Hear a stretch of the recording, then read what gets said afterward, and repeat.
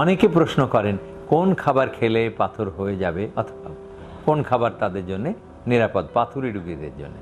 এক কথায় উত্তর হচ্ছে, আমরা প্রথমে বলবো যে 4 পেয়ে জন্তুর মাংস, কোল্ড ড্রিঙ্কস এবং কিছু সবজি একদম নিষিদ্ধ করে দিন।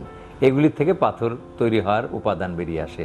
আমরা গরু, খাসি, ডাল এবং পাতে লবণ ছিটিয়ে খাওয়ার, বিশেষ করে আমাদের গ্রাম দেশে, গ্রাম বাংলা একটা প্রচলন আছে, মানে তরকারি দেওয়ার আগে পাতের এক কোণা, মানে প্লেটের এক কোণা একটু লবণ দেয়, আর ভদ্রলোকের তো লবণের আলাদা বাটি রাখে। তো এই লবণ বাটিটাকে সরিয়ে দিন এবং পাতের এক কোণায় লবণ দেওয়া বন্ধ করে দিন।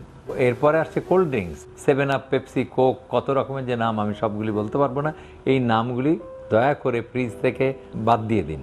বাদাম, চকলেট, আইসক্রিম এবং সেই সাথে কিছু সবজি যেমন গাজর, মূলা, ফুলকপি, গাজর, মূলা, কপি, কচু, কচুর সাথে যতগুলি সবজি আছে, কপুই, কচু, আর কচুর লতি, কচুর পাতা এবং পালং শাক, পুঁই শাক, এগুলিকে আপনি অ্যাভয়েড করবেন।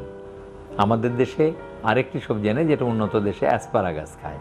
অ্যাসপারাগাস সৌদি আরবে বা আমাদের যেসব শ্রমিকরা কাজ করে, যেসব ছেলেরা তারা খায়, ওখান থেকে পাথর তৈরি হওয়ার সম্ভাবনা থাকে। কাজে অ্যাসপারাগাস খাবেন না।